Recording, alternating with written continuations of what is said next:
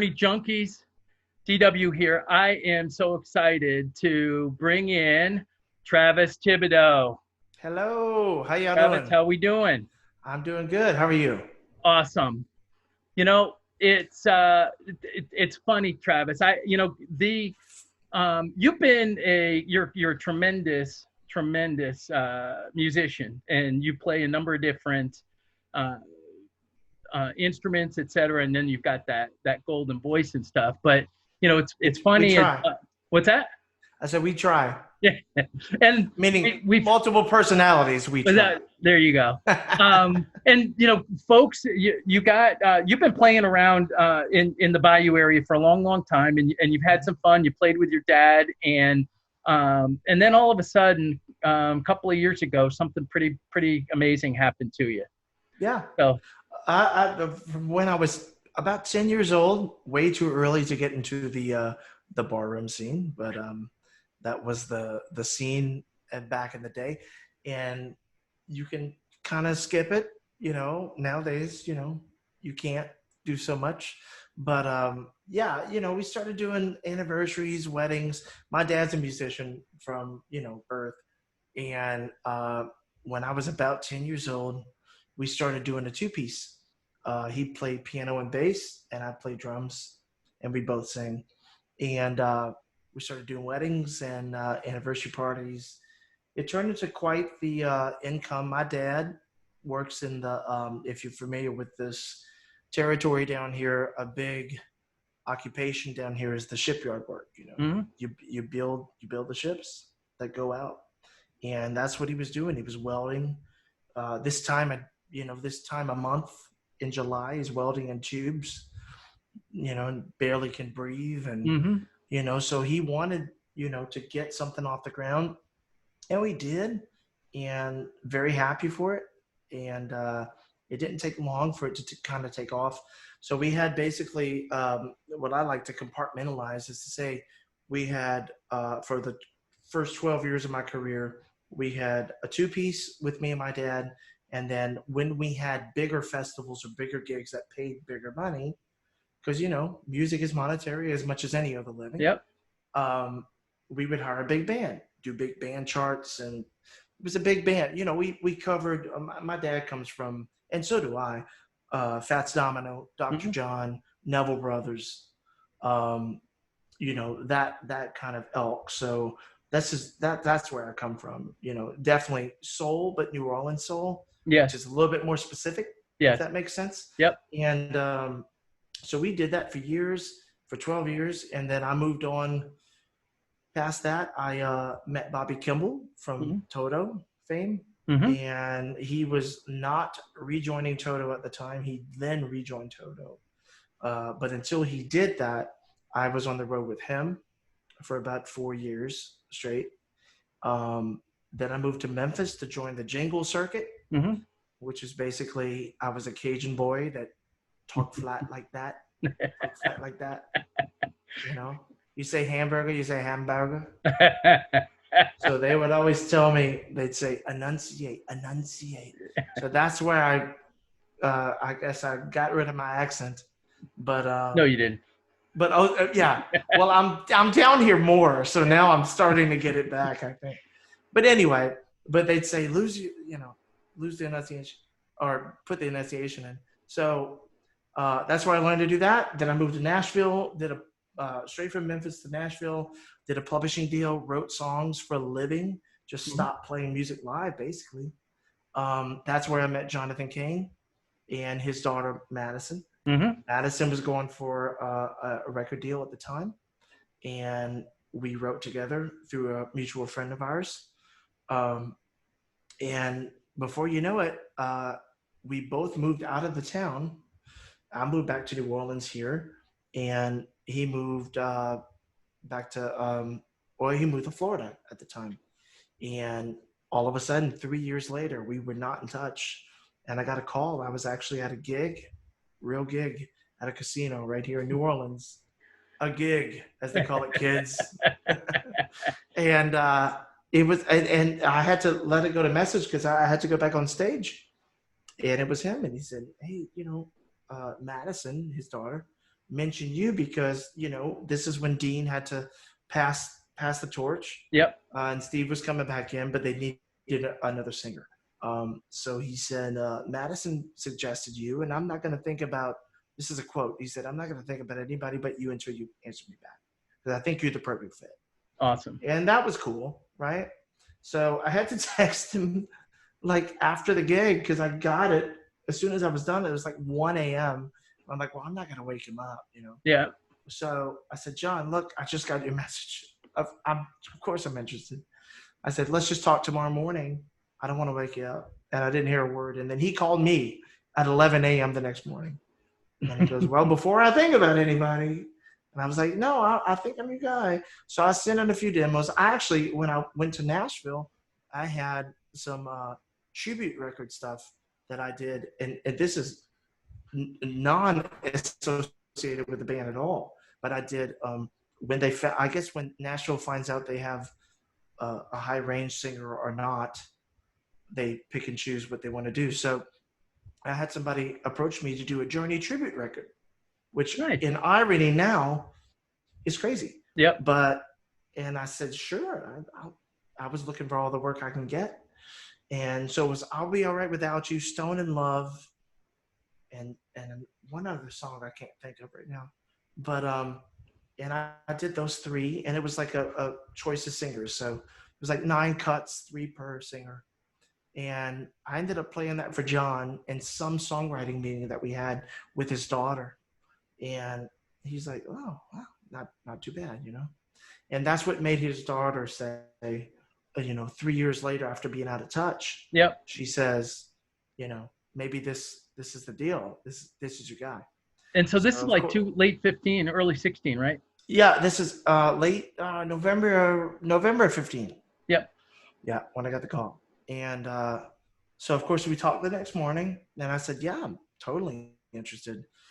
And then he presented the tour that was coming up and what was going to come of it and all the logistics. And I said, yeah, all about it.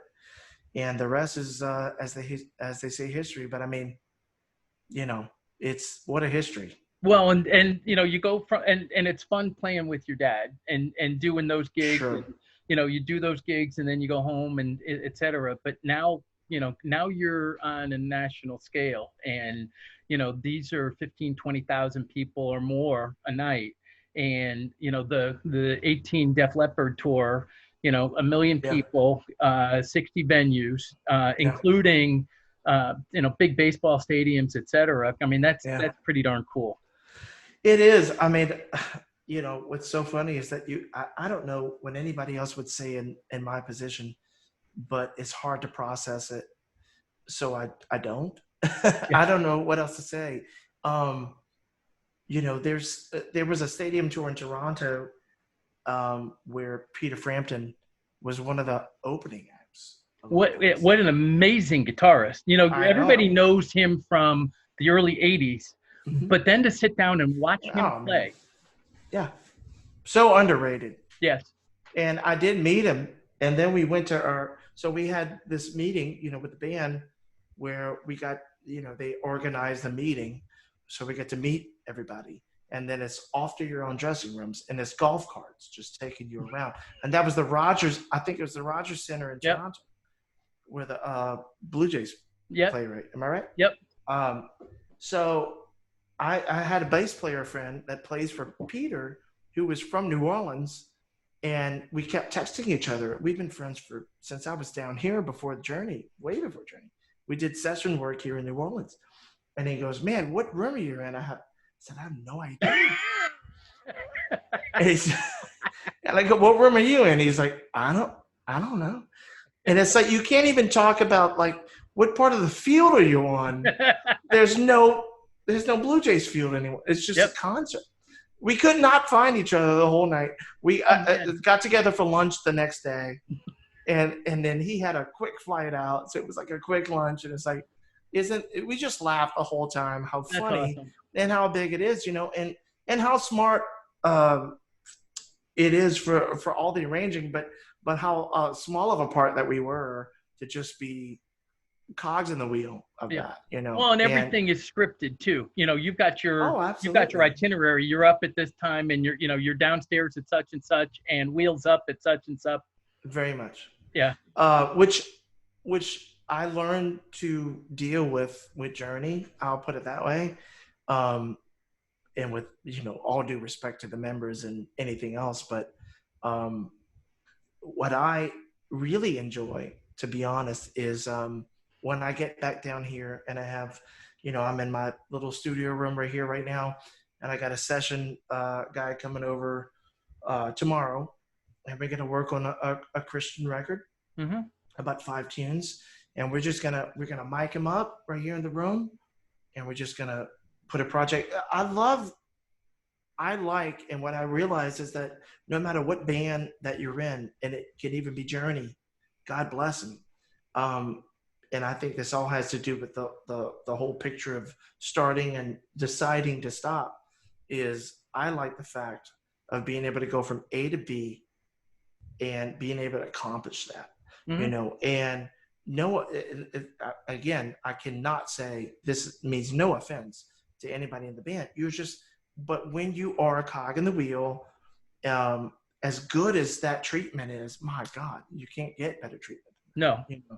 You know, you're flying with the band, you're getting in with the band. Just You're staying in there's no better, yeah.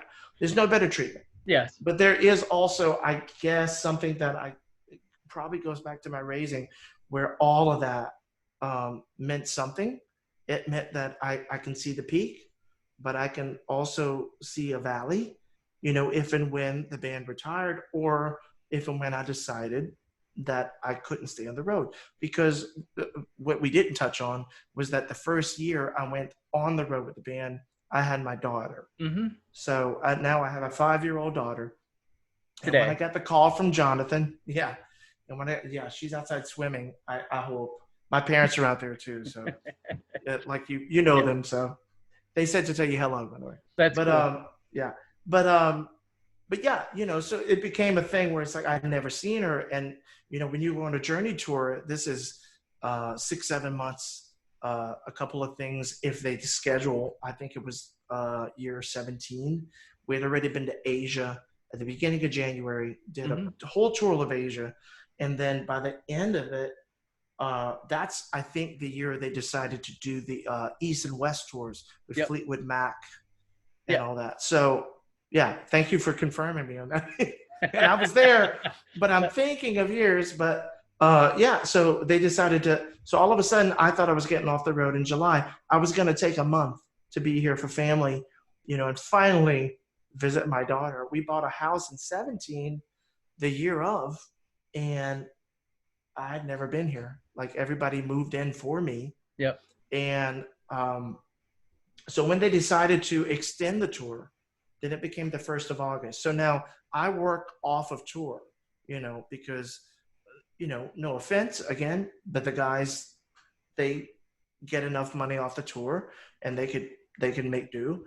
And then I have to work, you know. I mean, it's generous as I've ever been given. Yep. But it's still, I got to work off the tour.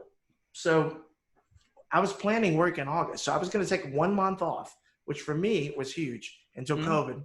Now a month don't seem so long. That's back in that day, it seemed very long. So I said I would take a month off, and I tried to, and then they extended the tour. So I literally had 1 week, 4 days to get off the road, out the airport, and then I had to get my band to rehearse to start doing gigs for my band, because I thought I'd have a whole month, and it didn't be a whole month. So it just, you know, that starts to weigh on you, depending on if you're a member of the band or if you're not a member of the band. And again, that's not to say anything bad. It's just, no, but it's, you know, and that's the personal side of it, Travis, is that, you know, when you're at that level with where they are, and they've been there now, you know, and I've been a fan going back into the 70s, way before you were born. 79, I don't know. Well, so, you know, and I do remember seeing them in the late 70s, and you know, we were just outside this listening to some Loverboy and some Journey, and I think it was 1980. that Loverboy opened up for Journey on a tour, and which Wow. was a lot of fun. Yeah. But it's that personal part that when you are away, and when you're at that level like they are, and nothing negative, but John's had a couple of marriages and Neil's had several marriages. It's a tough life when you're on the road, and that all too well as well. Yeah. Yeah. Well, that basically might have became the reason why I decided to get off the road when I did. We've talked about this, but Yep. in 18, I got off of the road, and of course, again, the schedule was about 6-7 weeks, and then about a week and a half off, and then and we're talking That six was the seven that months was the on. Def Leppard 60 shows. Correct, Yeah. correct. Yeah, and all the stadiums and all that. And I was getting messages back home that maybe there wasn't as much of a consensual marriage that I thought it was. And that got confirmed very much every break that I took. So I remember the last leg of the tour, meaning I guess after the last break, I was in Toronto, Canada, and I love Canada. I'm a Thibodaux. Like I love I love anything that says French or English. I'm like, French, please. Like, yeah, I like to Mais practice my oui. French, and I'm horrible at it, by the way, but I like to practice it anyway. So it's been one of my favorite stops with Journey. Has been in Canada, because I've never been to Canada except for the band. Hmm. Um, and I just remember this particular leg. It was cold. It was rain. It was like January, February, and I was literally like fetus position in the bed. I've just been given so much information. Um, it was bad. It was just it was tragic, and I couldn't help but shell up, I guess, to say the least. Hmm. Whenever you get backstage and you don't see somebody, and sometimes we have 2 nights off.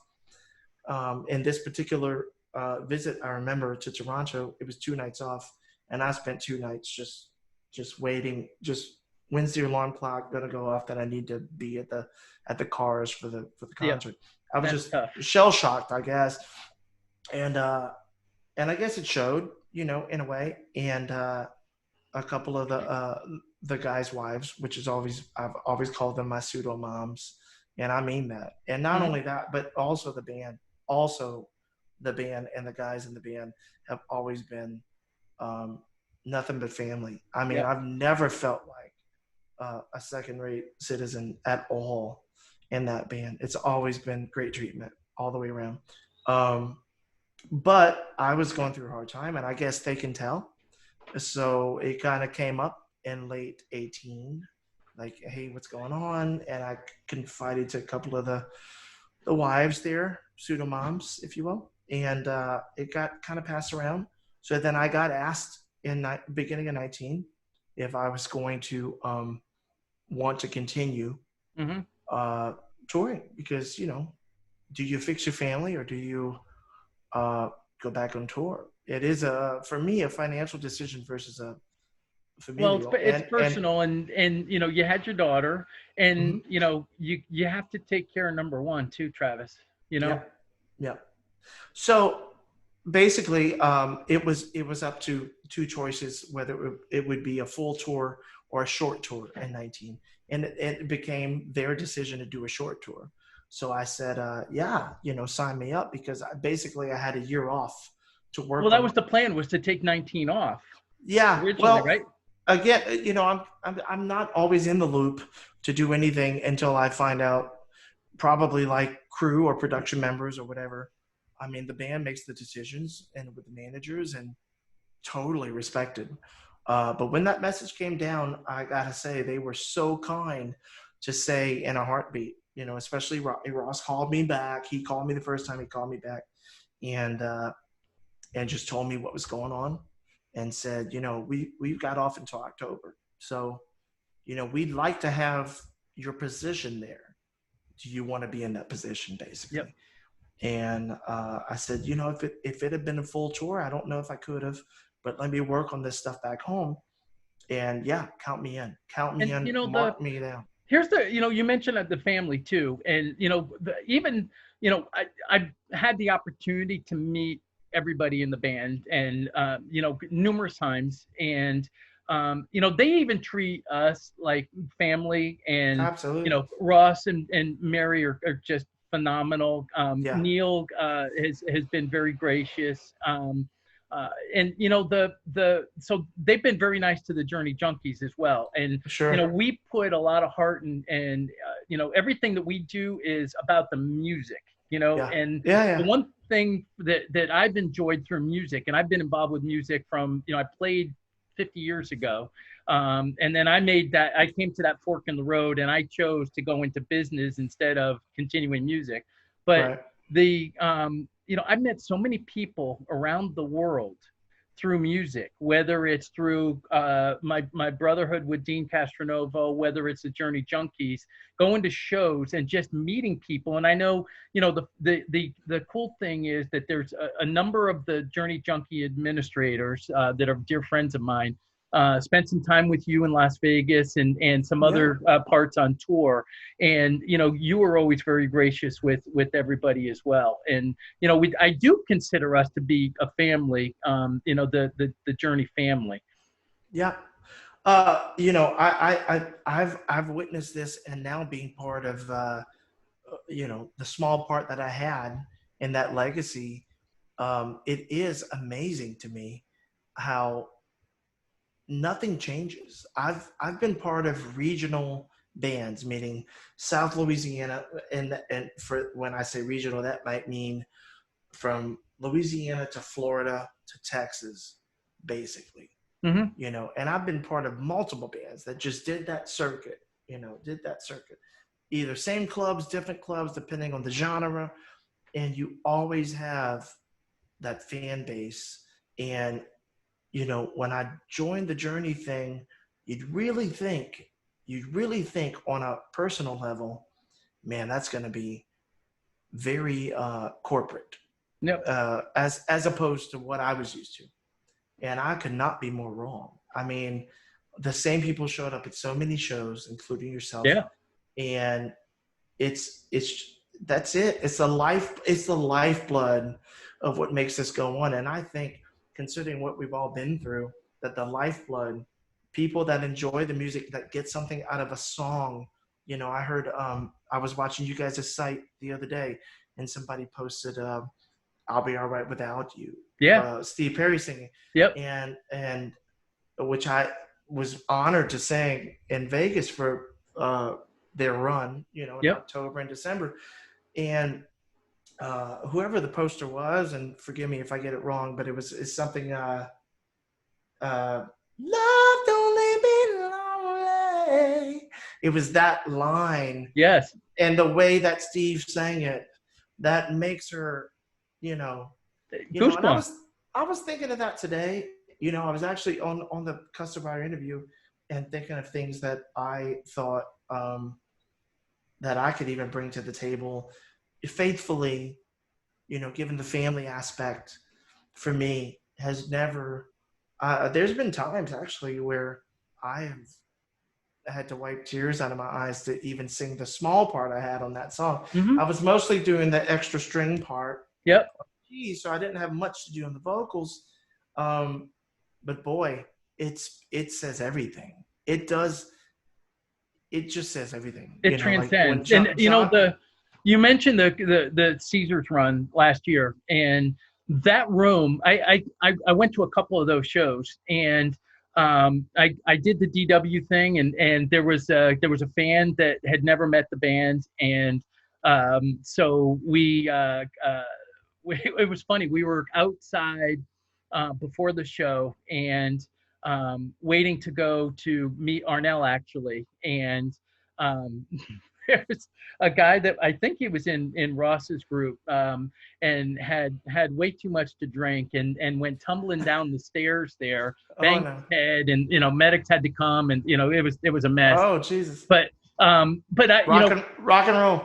Yeah, but that room absolutely sounded incredible. And So the cool thing was your parents went to the first couple of shows there, that for opening weekend, Yeah. that opening week. When did you know that you were going to do I'll Be All Right? Did they tell you that? You must have rehearsed it, but Yeah, that came in.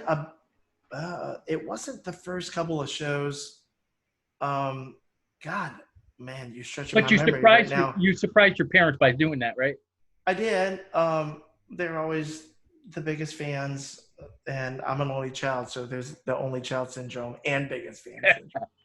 So there's Well, you do double have on a tad bit double. of talent though, too, sports. Oh So. well, I won't say that, but yeah, and that's to be honest, and I've told even the musicians who we all know that are diehard Journey fans that even weren't on the record that when we were conversating about songs and what you brought up on and B-sides and things that like that, I told them straight up,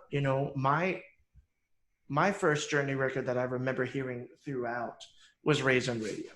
Mm-hmm. And literally that's just an age thing. Yeah. I'm not partial to any band member. I didn't even know who Randy Jackson was when I was a kid. Now I know. Come on, dog. And I know, right? And then Randy Beard and all that, but it's like, but it's like all those session guys that played on it. All I knew is that it felt soulful and that felt like New Orleans-y. Yes. And then the Steve Perry vocal, he was like definitely channeling his biggest idol, I think, was Sam Cooke.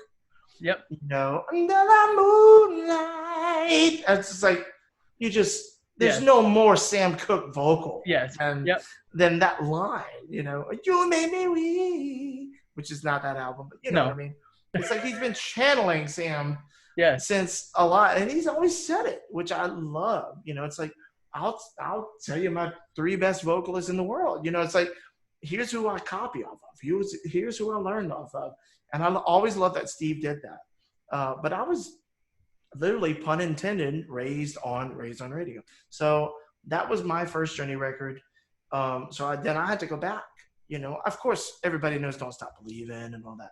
But to break it up to track, I didn't grow up in that era. So, and neither did Ornell, to be honest with you.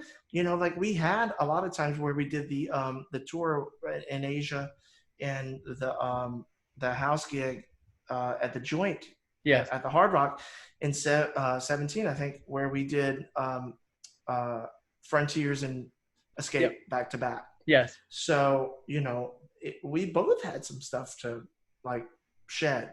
We heard it, but it's like sing it. So we both had. And that was cool. And it was great. You and I were talking about it the other day, but the funny thing is we get last year during the tour, the folks would say, "Who's that other guy that's on stage?" Yeah.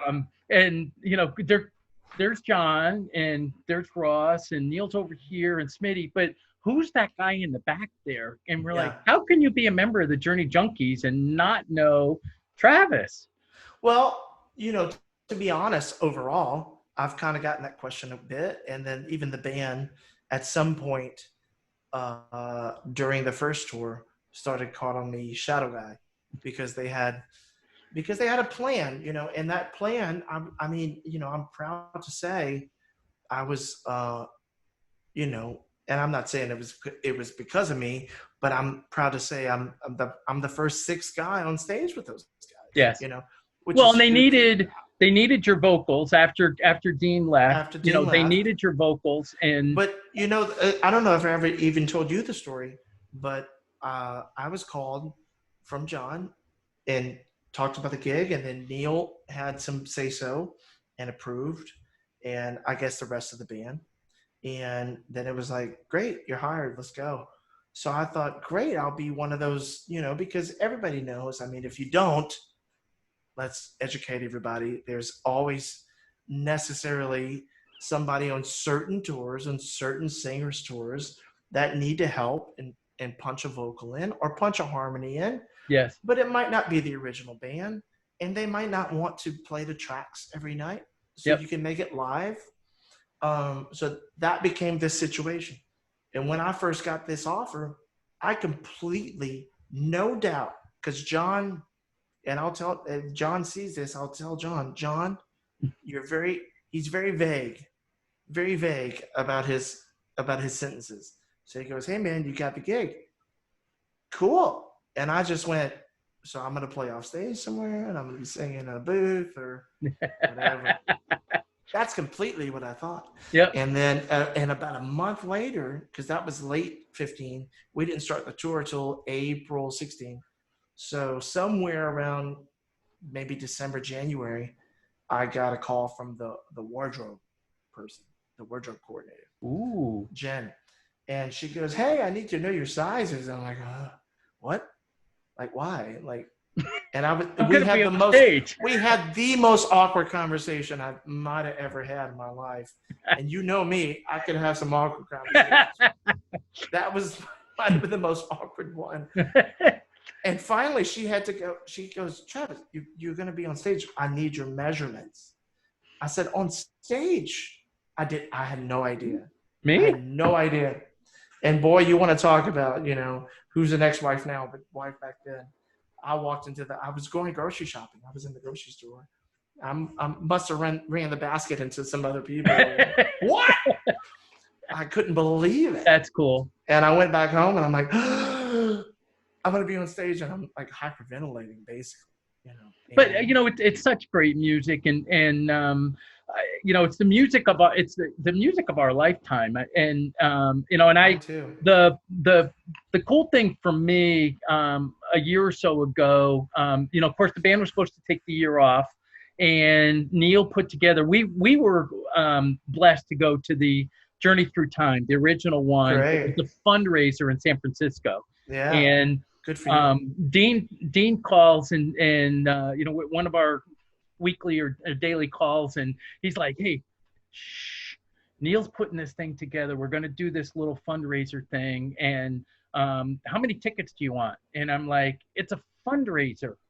So I'll pay for the tickets. He's like, no. How many do you want? I'm like, it's a fundraiser, Right. So, and it was so cool you mentioned the corporate thing and in that tour a couple of years ago, there was a lot of friction. And, when Neil was on stage at the JTT show, the original one, the smile on his face, he looks over and there's Greg Rowley playing keys and, singing Anyway, etc. with them. And, Dino's just nailing the Steve Perry stuff, and the smiles on their faces. I mean, Dean had a Cheshire Cat smile. I mean, they just had such a great time doing it. And, the deep cuts, I mean, it was almost a 4-hour set, and they were rehearsing all day long too. So, it was a long day for those guys that are not spring chickens. But it was just so much fun to see, it wasn't corporate, and it was just them jamming and having a great time. Isn't that cool?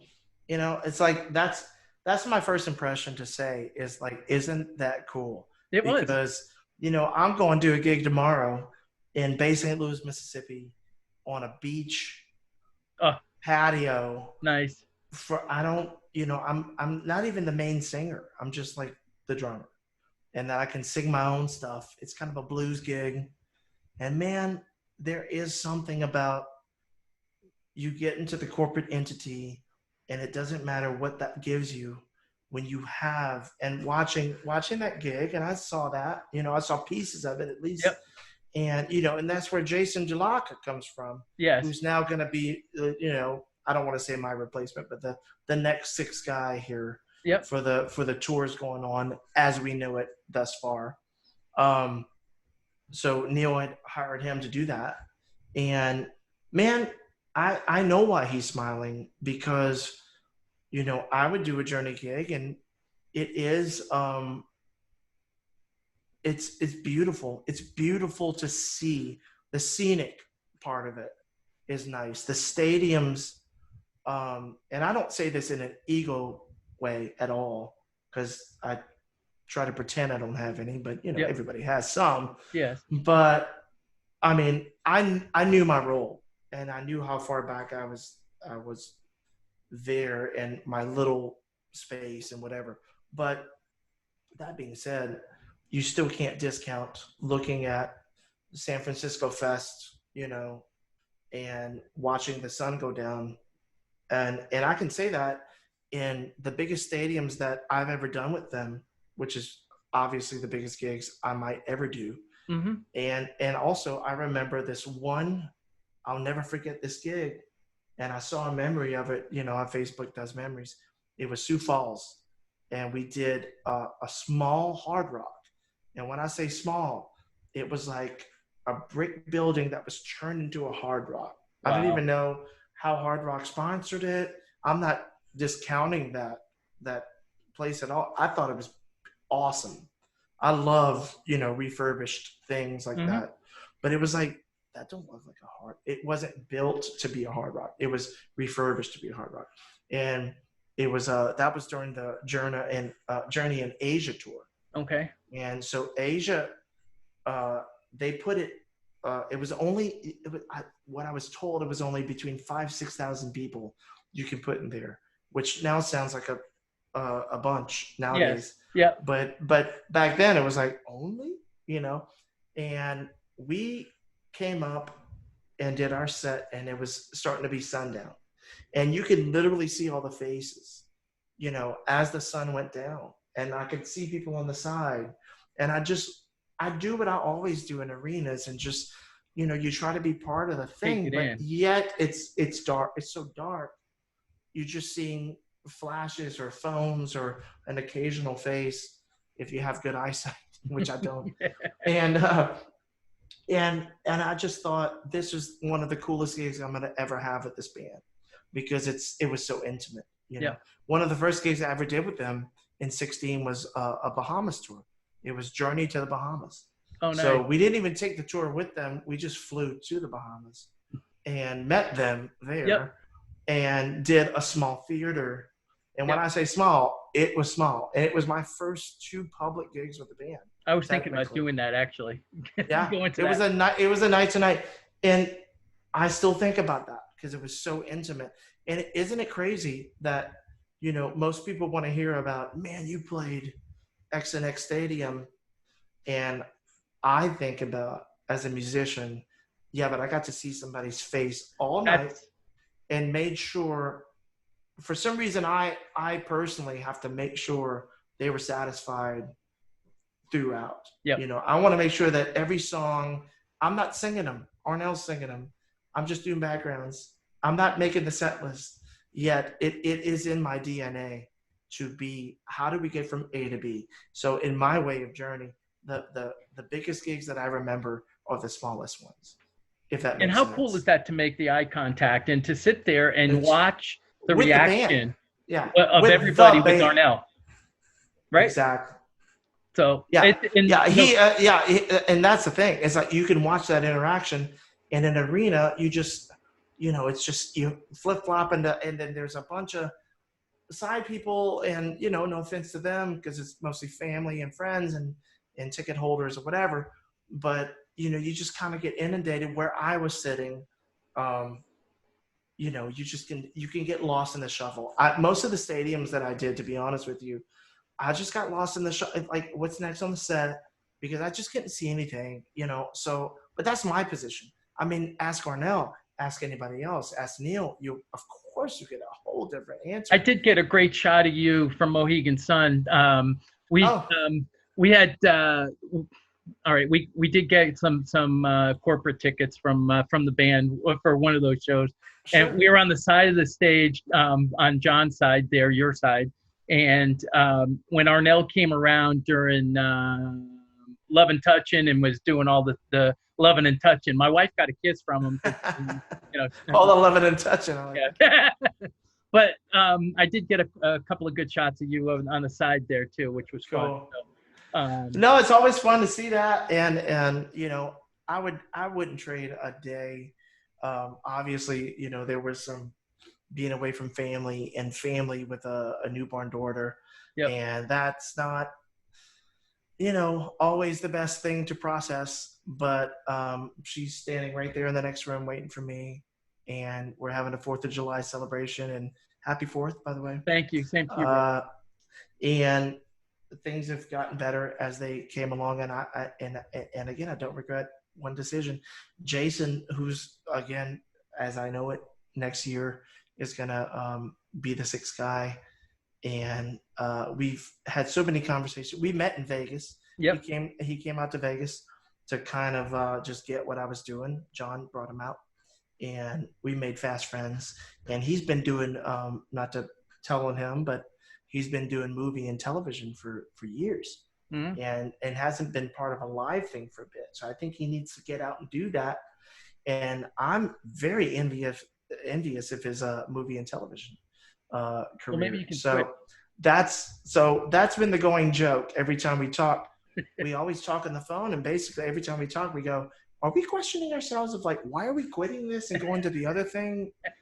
We just start laughing because it's life, man. It's like, it is. He has a small son too, and he's never left him. So he's going to get ready to do that and deal with it. And I said, let's hard hope times and bad times. Let's hope that he has to leave his son, because nobody. I know. Yeah, nobody knows. Whatever. So, hey, I want you to get out there with your family, and I really appreciate you spending a couple of minutes. Oh my God, my pleasure. I hope I did it well. You did, and the at the end of the day, we're struggling for content because we don't have any concert pictures or whatever. And the fun part of the 18 tour was, I was at the first one, and we went to a bunch of others in the middle of that, but everybody every night was sending in pictures and stuff, and it was great every day. A lot of content. Yeah. We don't have that, so we got to do something different. So I know. Listen, I'll be happy to talk to any of you guys anytime. You guys have been so sweet to me, and I feel like I always have a friend with you guys. And absolutely. Of course, my parents are big fans of the band before, and of course, when I got the chance to do this, became bigger fans in public anyway. And they're big Journey Junkies too. So they are, and so am I. So thank you guys for all that you guys do. Awesome. I appreciate it. Thank you. Thank you, Kurt.